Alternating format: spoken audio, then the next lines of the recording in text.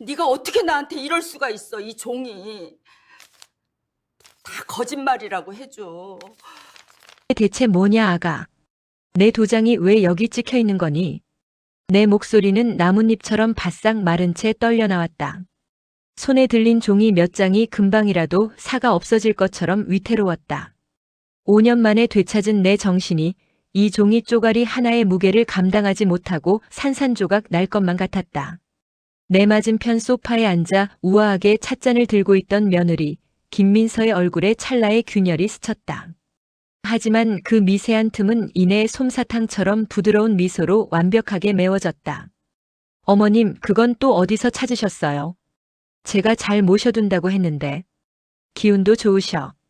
민서는 다정하게 웃으며 내 옆으로 다가와 앉았다. 지독하게 향긋한 난초 향이 코를 찔렀다. 지난 5년간 안개 속에 갇힌 내 귓가에 자장가처럼 울려 퍼지던 천사의 목소리였다. 하지만 지금은 그 목소리가 뱀의 혀처럼 차갑고 끈적하게 느껴졌다. 내가 들고 있는 것은 단순한 서류가 아니었다. 부동산 증여 계약서, 상가 건물 권리 포기 각서, 예금 및 유가증권 일체 양도 확인서. 내 평생의 피와 땀이 담긴 모든 것이 내 이름 석자와 선명한 인감도장과 함께 김민서라는 이름 아래로 넘어가 있었다. 날짜는 하나같이 3년 전 내 병세가 가장 깊었던 어느 날들이었다. 내가 이걸 너한테 줬다고. 이런 걸 내가 직접 했다는 말이냐? 그럼요, 어머님. 정신이 잠깐 맑아지셨을 때였어요. 저 고생한다고 아범보다 내가 더 믿음직스럽다고 나중에 딴소리하는 사람 없게 미리 다 정리해 주신 거잖아요. 고맙다고, 정말 고맙다고 제 손을 얼마나 꽉 잡아주셨는데요. 벌써 잊으셨구나, 우리 어머님. 민서의 눈빛은 한 점의 흔들림도 없었다. 오히려 안쓰럽다는 듯 나를 바라보며 내 손등을 부드럽게 쓰다듬었다. 그 온기 없는 손길에 소름이 돋았다. 방금 전까지 지난 5년간의 기록이라며 민서가 보여주던 간병 일기의 구절들이 머릿속을 헤집었다.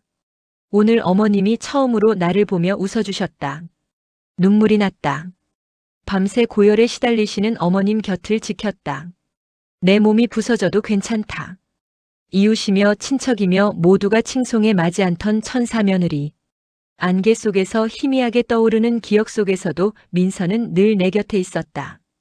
밥을 떠먹여주고 대소변을 받아내고 멍하니 허공만 보는 나를 붙들고 옛날 이야기를 들려주던 모습들. 그래서 정신이 돌아온 지난 며칠간 나는 뼛속 깊이 고마움과 미안함을 느끼고 있었다. 내 모든 것을 다 내어줘도 아깝지 않을 은인이라 여겼다. 그때였다. 소란을 들었는지 아들 진우가 침실에서 부스스한 얼굴로 걸어 나왔다. 무슨 일이야, 엄마? 또 왜 그래? 진우의 목소리에는 걱정보다 귀찮음이 먼저 묻어 있었다. 나는 아들에게 구원이라도 청하듯 다급하게 서류를 내밀었다. 진우야, 이것 좀 보거라. 이게 말이 된다고 생각하니? 내 모든 재산이 내 마누라한테 넘어가 있단다. 내가 치매로 정신이 없을 때 말이다.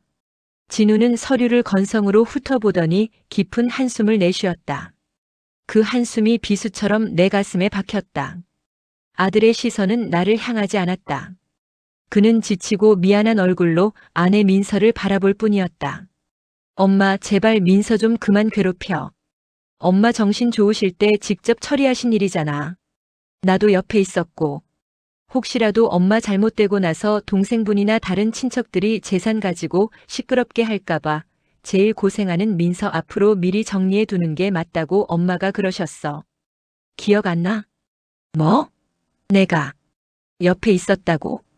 세상이 무너져 내렸다. 하나뿐인 내 아들. 남편 일찍 여의고 식당 설거지부터 시작해 밤낮 없이 일하며 금지옥렵 키워낸 내 아들이 저의 편에 서서 나를 기억력 없는 노망난 늙은이로 몰아가고 있었다. 민서가 기다렸다는 듯 눈물을 글썽이며 진우의 팔을 잡았다. 여보, 괜찮아요. 어머님 기억이 오락가락하시는 거 하루 이틀 일도 아니잖아요. 제가 더 잘 설명해 드렸어야 했는데. 죄송해요, 어머님. 제가 부족해서 그래요. 가증스러운 연기였다. 저 눈물 뒤에 숨겨진 탐욕과 비웃음이 선명하게 보였다. 진우는 그런 아내의 어깨를 감싸 안으며 나를 나무랐다. 엄마, 5년이야, 5년. 민서가 자기 인생 다 바쳐서 엄마 돌본 세월이라고. 동생도 두 손 두 발 다 들고 가버리고 나도 회사 일 때문에 제대로 못할 때 누가 엄마 곁에 있었어. 근데 이제 와서 고작 재산 때문에. 엄마 정말 너무하신다. 고작 재산이라는 말이 내 심장을 후벼 팠다. 저 상가 건물이, 저 아파트가 어떻게 모은 돈인데. 진우 아비 병원비 대느라 마지막 남은 금반지까지 팔고 남의 집 부엌대기로 시작해 억척같이 살아온 내 인생 그 자체였다. 나는 할 말을 잃고 파들파들 떨었다. 누구도 내 편이 아니었다. 이 거대하고 아름다운 집은 나를 위한 감옥이었고 저 둘은 완벽한 공범이었다.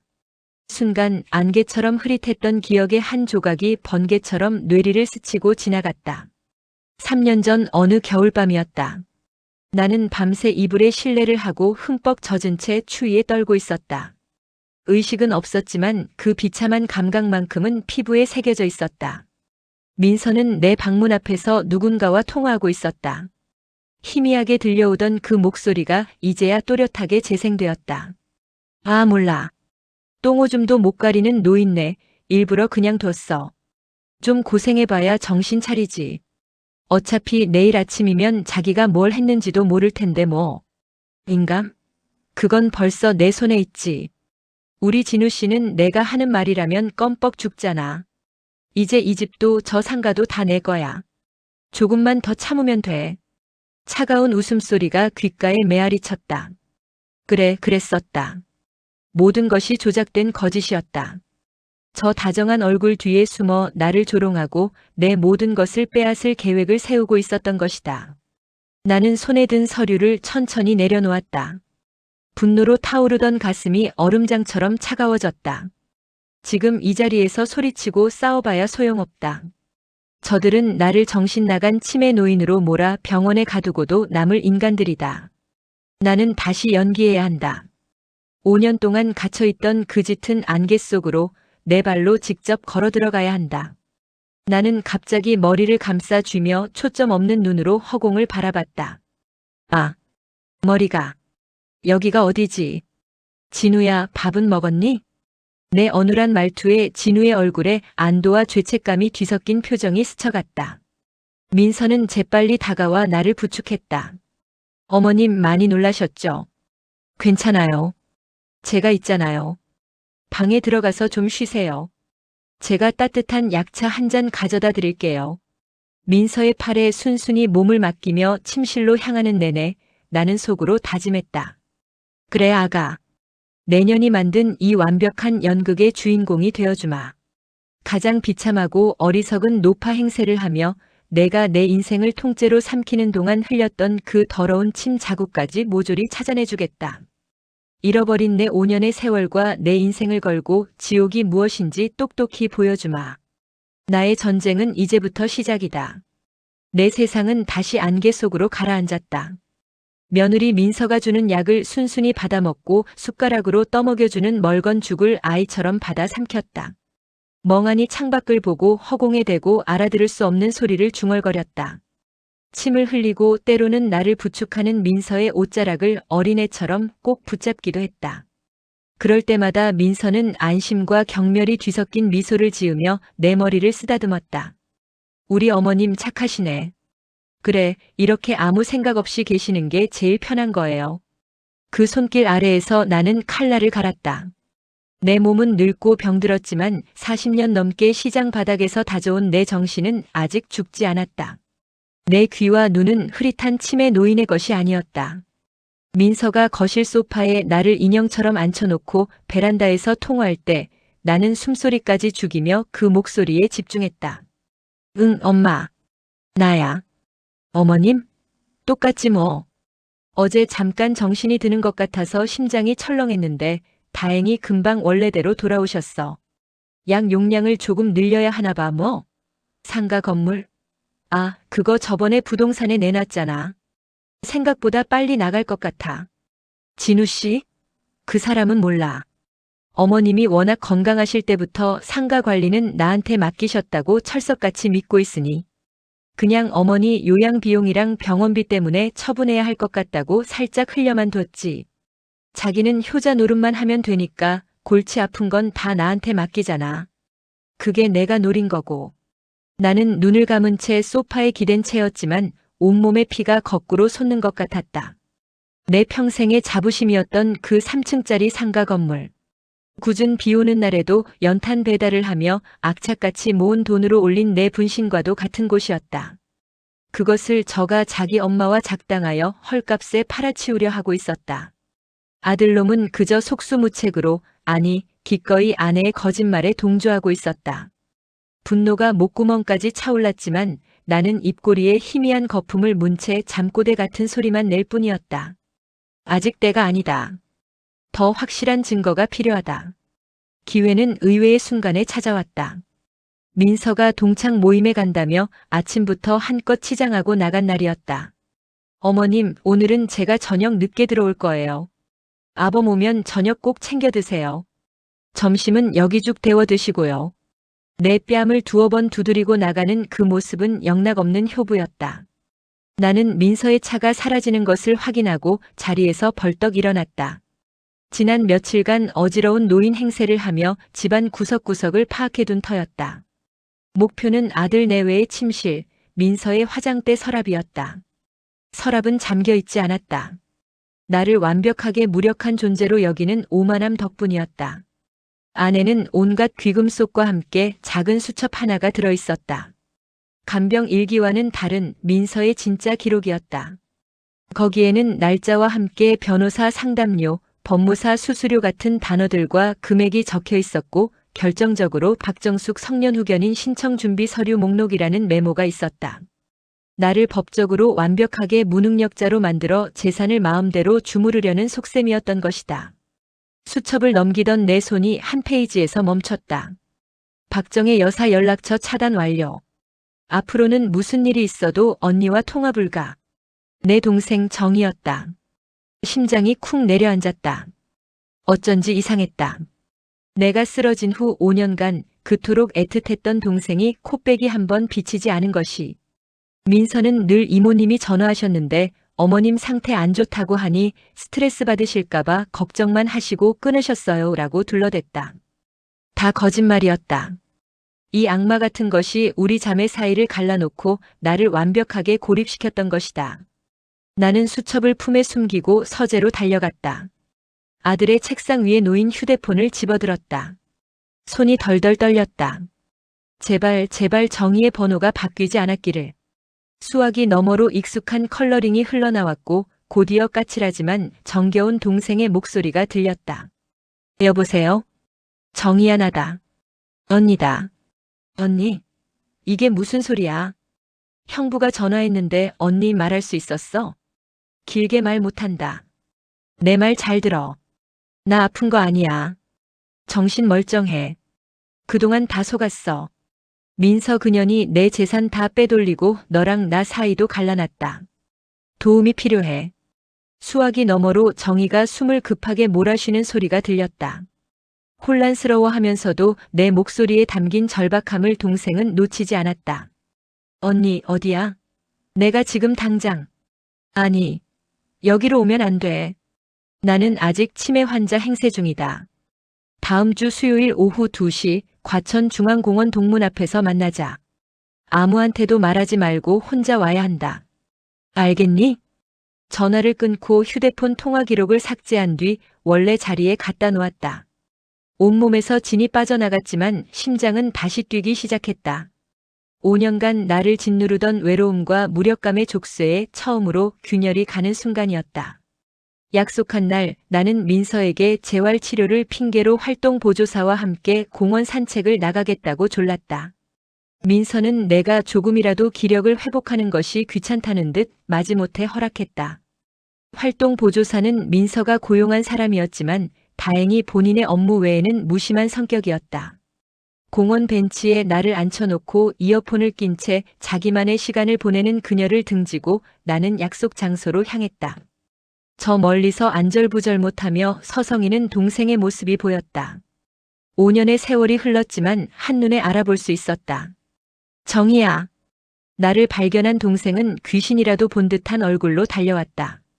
그리고는 내 두 팔을 붙잡고 위아래로 훑어보며 눈물을 터뜨렸다. 언니, 진짜 언니 맞구나. 목소리는 똑같은데 대체 이게 무슨 일이야?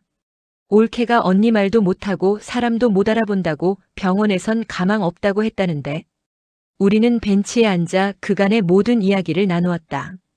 내가 재산 포기각서를 발견한 날부터 민서의 통화 내용을 엿들은 것, 그리고 그녀의 비밀 수첩까지. 내 이야기가 이어질수록 정희의 얼굴은 분노로 굳어졌다. 그 여우 같은 년 처음부터 수상했어. 그렇게 싹싹하고 말 잘하는 애들이 속은 더 시커먼 법인데. 내가 몇 번이나 집에 찾아가려고 했는데 그때마다 언니가 나만 보면 발작을 일으킨다고 의사가 절대 안정을 취하라고 했다고 길길이 막아서더라. 내가 그걸 믿었어. 내가 등신이지. 정희는 자기 가슴을 치며 자책했다. 나는 동생의 손을 꽉 잡았다. 내 탓이 아니다. 그년 연기가 워낙 완벽했으니. 이제부터가 중요해. 정희야, 날 좀 도와다오. 변호사도 알아봐야 하고 증거도 더 모아야 한다. 그날 이후 우리의 은밀한 반격이 시작되었다. 정희는 용하다는 변호사를 수소문해 상담을 받았고 변호사는 치매 상태에서 이루어진 증여나 계약은 무효 소송을 통해 되찾을 수 있지만 상대방이 작정하고 덤비면 긴 싸움이 될 것이라 했다. 가장 중요한 것은 내가 계약 당시 의사 무능력 상태였다는 것과 며느리가 이를 악의적으로 이용했다는 것을 입증할 증거였다. 첫 번째 목표는 돈의 흐름을 파악하는 것이었다. 정희는 변호사의 조언에 따라 법원에 금융거래정보 제출 명령을 신청했다. 한 달 넘게 걸려 받아본 내 계좌들의 거래 내역은 충격 그 자체였다. 내 예금은 수십 차례에 걸쳐 민서와 그녀의 친정 식구들 계좌로 빠져나가 있었고 주식과 펀드는 모두 해지되어 현금화된 뒤 사라져 있었다. 심지어 내 명의로 거액의 대출까지 받아놓은 상태였다. 평생 아끼고 모아온 내 재산이 거대한 거머리떼에게 빨아먹힌 듯 처참하게 쪼그라들어 있었다. 기억의 파편들도 하나둘씩 제자리를 찾기 시작했다. 어느 비 오는 날 내가 물 한 잔만 달라고 애원했을 때였다. 민서는 귀찮다는 듯 쏘아붙였다. 자꾸 마시면 밤에 또 이불에다 싸실 거잖아요. 그냥 좀 참으세요. 그리고는 내 방문을 닫고 나가버렸다. 갈증과 서러움에 밤새 울었던 기억. 또 어느 날은 민서가 친구들을 집에 데려와 파티를 열었다. 웃고 떠드는 소리가 방문 너머로 들려왔다. 나는 배가 고팠지만 아무도 나를 들여다보지 않았다. 그들은 내 돈으로 산 와인을 마시고 내 집에서 웃고 떠들며 방 안에서 굶주리는 나를 투명인간 취급했다. 그런 치욕의 순간들이 퍼즐 조각처럼 맞춰지며 민서의 천사 같은 간병이 얼마나 잔인한 위선이었는지 온몸으로 깨닫게 되었다. 결정적인 증거는 정희의 집요함 덕분에 찾을 수 있었다. 정희는 내가 살던 주택의 경비원 아저씨와 안면을 트고 음료수를 사들고 찾아가 넌지시 말을 걸었다. 우리 언니가 아프고 나서 올케가 고생이 많죠? 혼자서 언니 돌보려면 어디 나가지도 못하고 답답하겠어요. 그러자 경비원은 고개를 저었다. 아유, 머리요. 김 여사님 민서 자기 생활 다 즐기시던데요. 일주일에 두세 번은 백화점도 가고 친구들하고 골프 치러 간다고 아침 일찍 나가서 밤늦게 들어오던데요. 그럴 땐 할머니 박정숙 혼자 계셨죠. 걱정돼서 몇 번 올라가 봤는데 문 잠가 놓고 나갔더라고요. 혹시 무슨 일 생길까봐 조마조마했습니다. 정희는 그 말을 놓치지 않고 경비원의 증언을 녹음했다. 또한 아파트 입구와 엘리베이터 CCTV는 한 달치만 보관된다는 사실을 알고 변호사를 통해 즉시 증거보전 신청을 했다. 확보된 영상에는 민서가 외출한 뒤 몇 시간이고 나 혼자 집에 방치된 날들이 고스란히 기록되어 있었다. 지극정성으로 간병했다는 주장을 정면으로 뒤집는 명백한 증거였다. 모든 조각이 맞춰지고 있었다. 민서의 비밀 수첩 사본, 돈이 빠져나간 금융 기록, 나를 방치한 CCTV 영상, 경비원의 증언, 그리고 앞으로 법정에서 터져나올 내 처절했던 5년간의 기억들까지. 나는 이 모든 것을 품에 안고 다시 한번 멍한 눈빛의 치매 노인으로 돌아왔다. 민서가 콧노래를 부르며 내 상가 건물을 팔아치울 계약 날짜를 잡는 통화를 엿들으며 나는 심판의 날이 머지않았음을 직감했다. 무대 위의 광대 역할은 이제 끝낼 때가 되었다. 이 지옥 같은 연극의 막을 내리고 내 모든 것을 되찾을 시간이었다. 결전의 날 아침 공기는 유리처럼 맑고 차가웠다.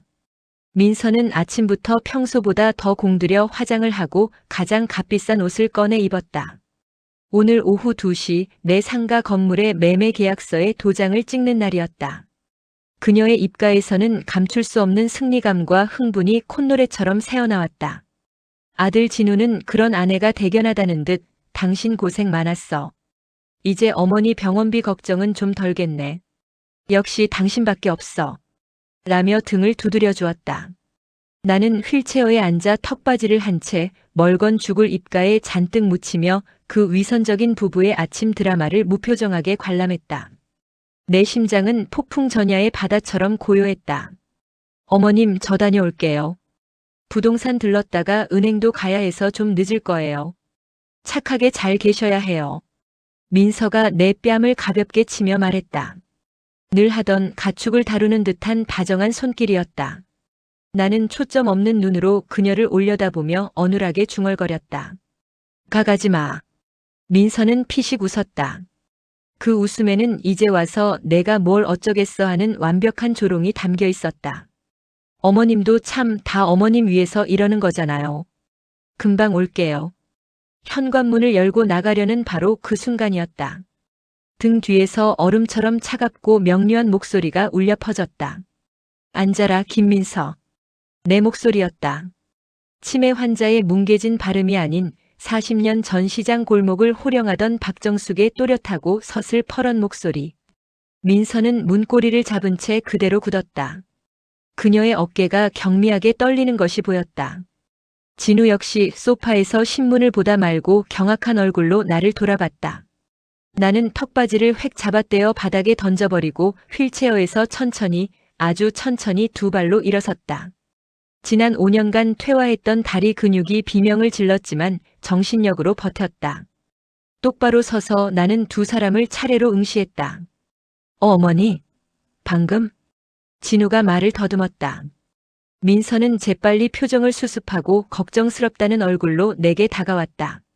어머님, 갑자기 왜 이러세요? 정신이 잠깐 드시는 거예요? 무리하시면 안 돼요. 어서 앉으세요. 그녀가 내 팔을 잡으려던 순간 나는 불호령을 내뱉으며 그 손을 매섭게 쳐냈다. 어디다 더러운 손을 대? 내년이 내 상가 건물을 팔아? 누구 마음대로. 내 고함에 민서의 얼굴이 새하얗게 질렸다. 진우는 소파에서 벌떡 일어나 어쩔 줄 몰라 하며 우리 사이를 번갈아 보았다. 엄마, 그게 무슨 말이야? 갑자기 왜 그래? 민서가 엄마 요양원 좋은데 보내드린다고. 닥쳐라, 이 미련한 놈아. 나는 진우를 향해 소리쳤다. 내 어미가 평생 피땀 흘려 이룬 재산을 내 마누라가 날로 집어삼키는 동안 너는 뭘 했느냐? 효자 노릇에 취해서 내 애미를 사지로 몰아넣은 게 바로 너야. 어머님, 지금 무슨 오해를 하시는지 모르겠는데 정신이 혼란스러우셔서 그래요. 여보, 빨리 119 좀. 민서가 진우를 향해 다급하게 외치며 상황을 수습하려 했다. 바로 그때 현관 초인종 소리가 울렸다. 민서와 진우가 움찔하며 현관 쪽을 바라봤다. 나는 차갑게 웃으며 말했다. 열어주지 않아도 괜찮다. 비밀번호를 아는 손님들이니. 잠시 후 비밀번호 누르는 소리와 함께 현관문이 열리고 내 동생 정희와 말끔한 정장을 입은 중년 남자가 거실로 들어섰다. 정희의 눈에는 비장함이, 함께 온 변호사의 얼굴에는 냉철함이 서려 있었다. 언니, 왔구나. 정희와 내가 짧은 인사를 나누는 모습을 보며 민서는 이제 상황이 완전히 잘못되었음을 깨달은 듯 얼굴 근육을 파르르 떨었다. 진우는 어안이 벙벙해서 동생과 낯선 남자를 바라볼 뿐이었다. 처제, 어떻게 이분은 누구시고요? 정희는 형부를 싸늘하게 쳐다보지도 않고 곧장 민서에게 다가가 그녀가 들고 있던 명품 가방을 거칠게 빼앗아 바닥에 던졌다. 가방 안에서 화장품과 함께 오늘 계약할 서류 뭉치가 쏟아져 나왔다. 이 도둑년, 내가 감히 우리 언니한테 무슨 짓을 했는지 오늘 내 눈으로 똑똑히 보게 될 거야. 변호사가 앞으로 나서며 거실 테이블 위에 두툼한 서류철을 올려놓았다. 그는 안경을 고쳤으며 민서와 진우를 향해 냉랭하게 입을 열었다. 안녕하십니까? 박정숙 여사님의 법률 대리인 최민준 변호사입니다. 지금부터 김민서 씨의 사기 및 횡령, 재산 은닉, 존속 학대 정황에 대한 증거 자료를 공개하겠습니다. 존속 학대라는 말에 진우의 얼굴이 흑빛이 되었다. 민서는 입술을 잘근잘근 깨물며 소리쳤다. 무슨 소리예요? 말도 안 돼. 내가 어머님을 어떻게 모셨는데. 이건 모함이야. 어머님이 지금 제정신이 아니셔서 저러시는 거라고요. 최 변호사는 민서의 발악을 무시하고 첫 번째 서류 뭉치를 테이블 위에 펼쳤다. 이것은 지난 5년간 박정숙 여사님 명의의 모든 은행 계좌 거래 내역입니다. 김민서 씨 2022년 3월 15일 5천만 원. 같은 해 5월 2일 1억 원. 8월 20일 7천만 원 총 28회에 걸쳐 약 15억 원에 달하는 현금이 김민서 씨와 김민서 씨의 모친 남동생의 계좌로 이체된 기록이 명백하게 남아 있습니다. 박정숙 여사님이 정신이 맑을 때 주셨다는 증여라고 주장하시겠습니까? 민서의 눈동자가 지진이라도 난 듯 흔들렸다. 진우는 믿을 수 없다는 듯 테이블 위에 서류를 내려다봤다. 민서야, 이게 다 뭐냐? 생활비랑 병원비라고 했잖아. 그건 어머님이 나 고생한다고 따로 챙겨주신 돈이야. 당신은 몰라도 돼. 민서가 악을 썼다. 하지만 최 변호사는 기다렸다는 듯 다음 증거를 꺼내 들었다. 작은 녹음기였다. 그렇습니까? 그럼 다음 증거를 들어보시죠. 버튼을 누르자 경비원 아저씨의 구수한 목소리가 거실에 울려 퍼졌다. 아유, 김 여사님 민서 자기 생활 다 즐기시던데요. 일주일에 2~3번은 백화점도 가고 친구들하고 골프 치러 간다고 아침 일찍 나가서 밤늦게 들어오던데요. 그럴 땐 할머니 박정숙 혼자 계셨죠. 걱정돼서 몇 번 올라가 봤는데 문 잠가 놓고 나갔더라고요. 녹음이 끝나자 거실에는 무거운 침묵이 흘렀다. 5년간 아내가 자신을 희생하며 어머니를 간병했다고 철석같이 믿었던 진우의 신념에 거대한 금이 가기 시작했다. 그의 시선이 민서에게 향했다. 골프? 백화점? 당신 나한테는 엄마 때문에 친구 만날 시간도 없다고 했잖아. 저 영감탱이가 뭘 잘못 알고. 내가 언제. 다 거짓말이야. 민서의 목소리가 찢어질 듯 날카로워졌다. 그때 정희가 노트북을 열어 테이블 위에 올려놓았다. 화면에는 아파트 엘리베이터 CCTV 영상이 재생되고 있었다. 영상 속 민서는 화려하게 차려입고 외출하고 있었고 몇 시간, 길게는 반나절이 지나서야 돌아왔다. 날짜는 영상 좌측 상단에 선명하게 찍혀 있었다. 영상은 하루 이틀이 아니었다. 수십 개의 파일이 끝도 없이 이어졌다. 이게 내가 말하는 지극정성이었니? 정희가 얼음 같은 목소리로 물었다. 언니가 방 안에 혼자 갇혀서 배고픔에 떨고 있을 때 너는 내 친구들과 백화점에서 명품 쇼핑을 하고 있었던 거야. 이 악마 같은 년. 진우는 이제 완전히 넋이 나간 표정이었다. 그는 주저앉을 듯 비틀거리며 민서의 팔을 붙잡았다. 민서야, 제발 아니라고 말해줘. 다 오해라고. 저 사람들이 엄마를 속이는 거라고 말해줘. 제발. 그 순간 나는 품 안에서 조심스럽게 보관해온 작은 수첩을 꺼내 테이블 위로 던졌다. 민서의 비밀 수첩이었다. 거기 내 손으로 직접 쓴 내 계획이 다 들어있다. 이년아. 수첩이 펼쳐진 페이지에는 박정숙 성년 후견인 신청 준비 서류 목록과 함께 박정희 여사 연락처 차단 완료라는 글씨가 적혀 있었다. 그것을 본 진우의 눈에서 마침내 모든 믿음이 와르르 무너져 내렸다. 그는 아내의 팔을 놓고 뒷걸음질 쳤다. 성년 후견인 처제 연락처 차단 당신 처음부터 이걸 다 계획했던 거야? 모든 것이 발각나자 민서는 더 이상 선량한 아내와 며느리를 연기하지 않았다. 그녀의 얼굴에서 부드러운 미소가 사라지고 뒤틀린 증오와 경멸이 독사처럼 피어올랐다. 그녀는 진우를 향해 광기 어린 웃음을 터뜨렸다. 그래, 계획했다. 어쩔 건데? 당신 같은 등신이랑 결혼해서 평생 가난하게 살 줄 알았어? 능력도 없으면서 효자인 척은 다 하고 싶고 돈은 돈대로 쓰고 싶고 당신 어머니가 악착같이 모은 저 돈, 원래는 당신 거 아니야? 근데 당신은 저 돈을 제대로 관리할 능력조차 없잖아. 내가 아니었으면 저 돈 진작에 사기당해서 다 날렸을 거라고. 내가 당신이랑 당신 어머니 대신해서 이 집안 재산 지켜주고 관리해준 거야. 알아? 뭐라고? 진우는 자신의 귀를 의심했다. 아내의 입에서 쏟아지는 말들은 그가 지난 10년간 지켜왔던 모든 것을 부정하는 비수였다. 민서는 나를 향해 돌아섰다. 그녀의 눈은 이글거리는 불덩이 같았다. 그리고 어머님, 평생 아들밖에 모르셨죠? 저한테는 돈 몇 푼 쥐어주면서 시장 가서 반찬거리 사오라고 부려먹고 당신 아들한테는 최고급 양복에 외제차까지 척척 안겨주셨잖아요. 저는 이 집의 며느리가 아니라 그냥 돈 안 받는 식모였어. 내가 5년간 당신 똥오줌 받아내면서 어떤 심정이었는지 알아? 당신이 이렇게 멀쩡하게 정신 차리고 나타날 줄 알았으면 진작에 요양병원 독방에 처박아 버리는 거였는데. 내가 너무 착했어. 가면이 완전히 벗겨진 민서의 민낯은 추악하고 잔인했다. 그제야 진우는 자신이 얼마나 어리석고 눈먼 남편이자 아들이었는지 깨달았다. 그는 무릎을 꿇고 바닥에 주저앉아 아이처럼 통곡하기 시작했다. 엄마, 내가 잘못했어. 내가 죽일 놈이야, 엄마. 아들의 울음소리가 내 가슴을 갈기갈기 찢어 놓았다. 저놈이 아기가 있었던 것은 아니었으리라. 그저 어리석고 유약했을 뿐. 하지만 그 어리석음이 나에게는 5년이라는 지옥을 선물했다. 나는 아들을 외면했다. 지금은 동정심에 흔들릴 때가 아니었다. 최 변호사가 마지막 일격을 가했다.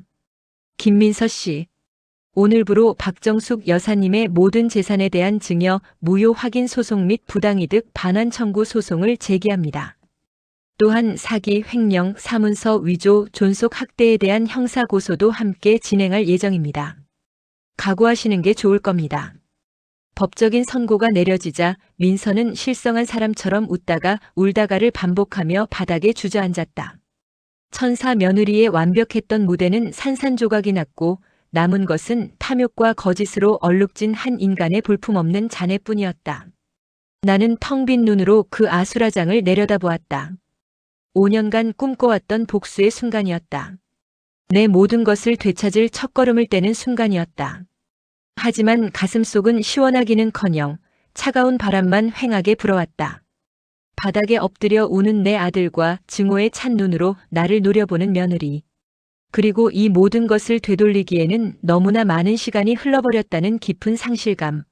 나의 진짜 전쟁은 법정에서 다시 시작될 테지만 가족이라는 이름으로 묶여있던 우리의 관계는 이미 이 자리에서 완벽하게 사형 선고를 받은 것이나 다름없었다.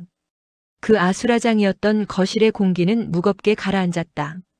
발악하던 민서는 변호사와 동생의 냉철한 시선에 제압당해 더 이상 소리치지 못하고 다만 도끼 서린 눈으로 나를 죽일 듯이 노려볼 뿐이었다. 바닥에 주저앉아 오열하던 아들 진우는 고장난 기계처럼 어깨를 들썩이며 엄마 하는 소리만 넋 나간 사람처럼 반복했다. 나는 텅 빈 눈으로 그 모든 것을 내려다보았다. 5년간 상상 속에서 수천 번도 더 그렸던 복수의 장면이었다. 통쾌해야 마땅한데 가슴 속에서는 시원한 바람 대신 칼날 같은 바람이 불어와 폐부를 도려내는 듯했다. 승리의 전리품은 참혹한 가족의 붕괴 현장이었다. 최 변호사는 침착하게 경찰에 연락했고 잠시 후 도착한 경찰들이 민서를 연행해 갔다. 그녀는 마지막 순간까지 내게 저주를 퍼부었다. 당신도 똑같이 당할 거야. 이 독한 늙은이. 평생 혼자 외롭게 살다가 죽어버려. 그 악담이 내 귀에 박히는 순간 나는 민서의 눈에서 찰나의 두려움을 읽었다. 모든 것을 잃고 나락으로 떨어지는 자의 공포였다. 하지만 그 공포는 내게 어떤 위안도 주지 못했다. 그저 더러운 오물을 뒤집어 쓴 듯한 불쾌감과 허무함만 남겼을 뿐이다. 민서가 사라진 집에는 진우의 구슬픈 울음소리만이 가득 찼다. 동생 정희가 내 어깨를 감싸 안으며 나지막이 말했다. 언니, 이제 다 끝났어. 나는 대답 없이 고개만 가로저었다. 아니, 끝나지 않았다. 이제 시작이었다. 법정에서의 지리멸렬한 싸움이 그리고 산산조각 난 내 인생을 다시 끌어모아야 하는 고통스러운 시간이 이제 막문을 열었을 뿐이다. 법정에서의 싸움은 예상보다 훨씬 더 지독하고 추악했다. 과천 천사 며느리의 두 얼굴이라는 자극적인 제목으로 언론은 연일 우리의 이야기를 대서특필했다. 법정에 들어설 때마다 터지는 카메라 플래시 세례에 나는 몇 번이나 휘청거렸다. 민서는 최고의 변호사를 선임해 마지막까지 자신을 변호했다.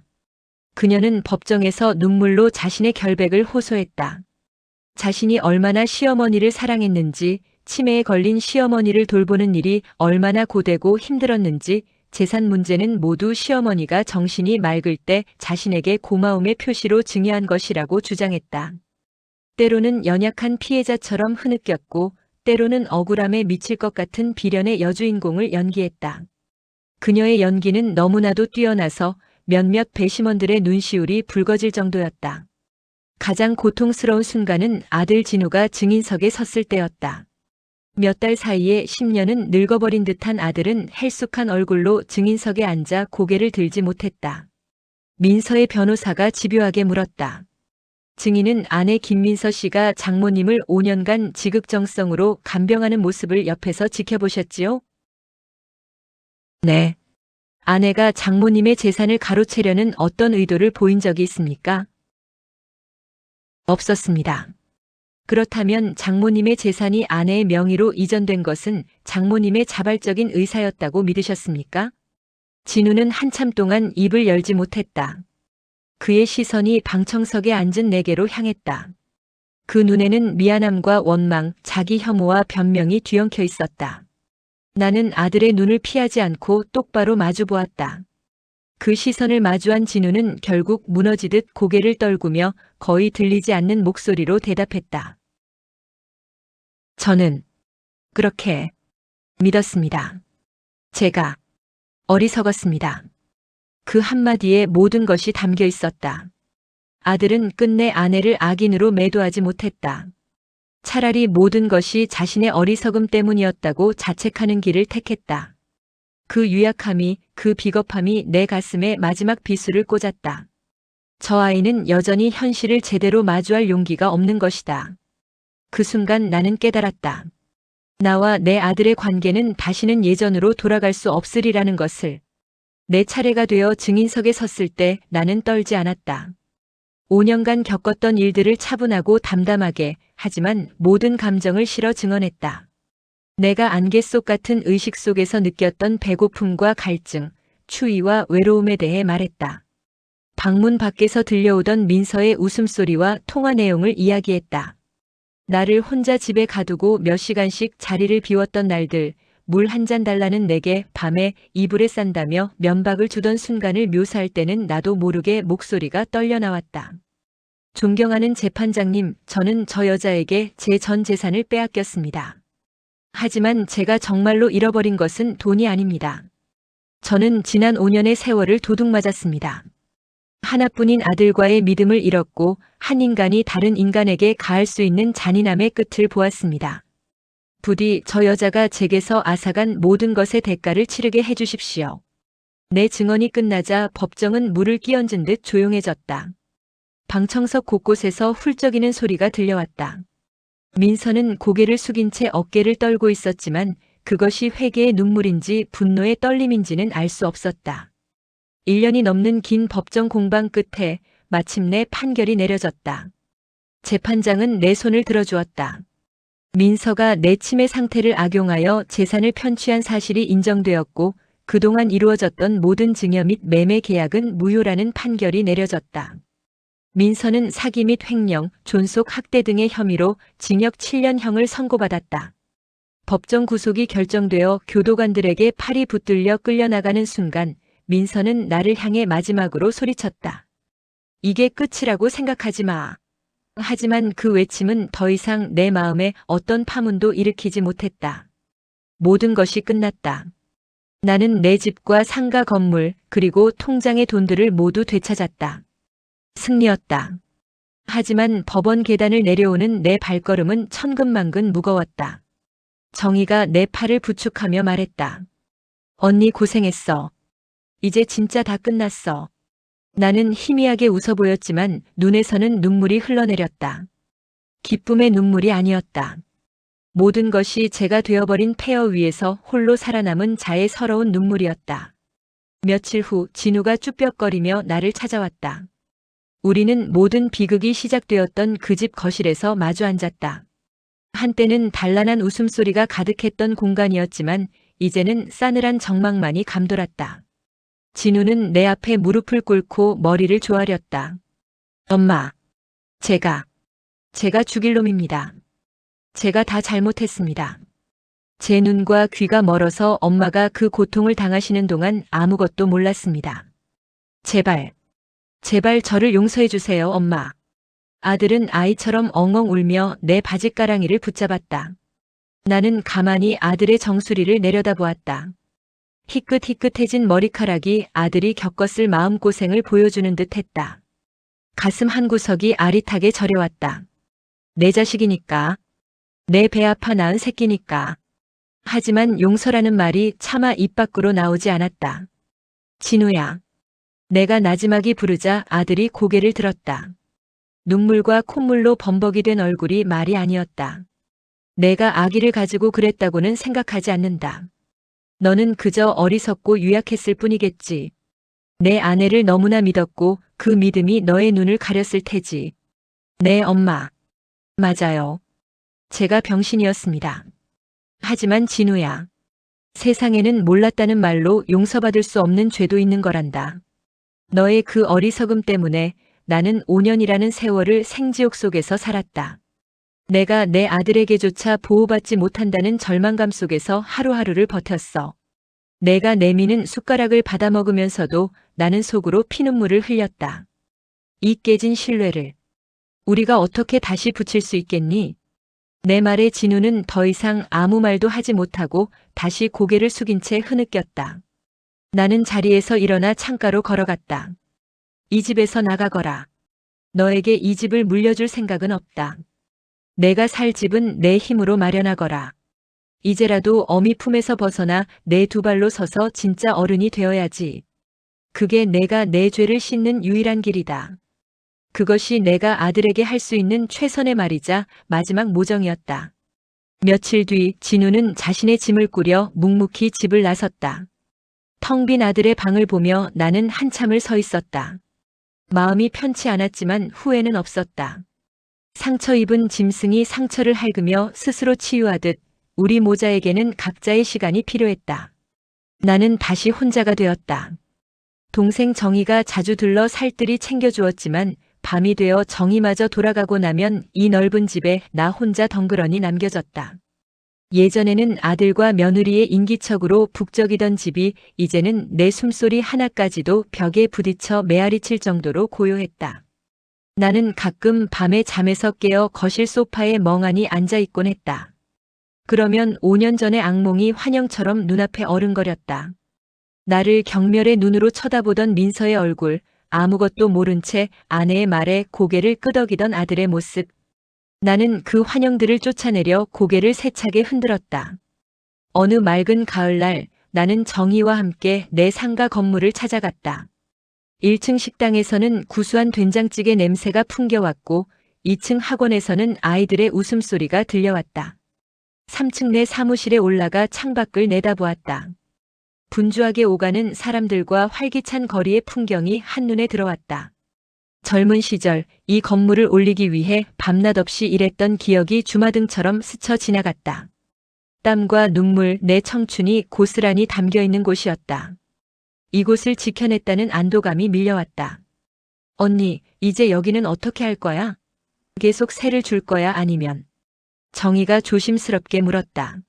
나는 한참 동안 창밖을 바라보다가 천천히 입을 열었다. 아니, 여기를 좀 바꿔야겠다. 나는 변호사와 상의하여 내 전 재산을 관리할 작은 재단을 만들기로 결심했다. 나처럼 가족에게 버림받거나 학대당하는 노인들을 위한 쉼터를 짓고 그들을 법적으로 지원하는 일에 내 남은 재산을 쓰고 싶었다. 내가 겪은 고통이 나 하나로 끝나지 않기를, 나와 같은 처지에 있는 다른 누군가에게 작은 빛이라도 되어줄 수 있기를 바랐다. 그것이 내가 잃어버린 5년을 보상받고 내 삶의 의미를 되찾는 유일한 길처럼 느껴졌다. 그날 저녁 나는 재단 설립 서류들을 검토하다가 늦게서야 집으로 돌아왔다. 거실 창밖으로 노을이 붉게 타오르고 있었다. 나는 소파에 앉아 가만히 그 풍경을 바라보았다. 모든 것을 되찾았다. 내 돈, 내 집, 내 명예, 그리고 내 삶의 주도권까지도. 하지만 내 옆에는 아무도 없었다.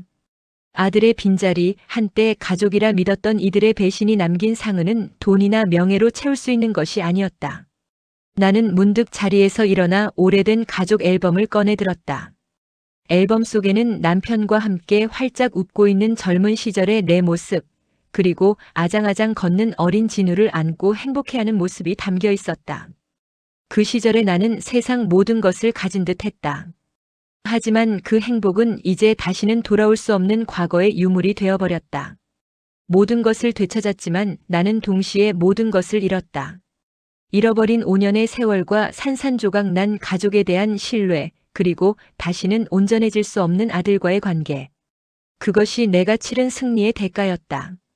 창밖은 어느새 완전히 어두워져 있었고 거실 창에는 불 켜진 방 안에서 홀로 앨범을 들여다보는 늙고 지친 내 모습이 유령처럼 비쳤다. 쓸쓸했지만 더 이상 두렵지는 않았다.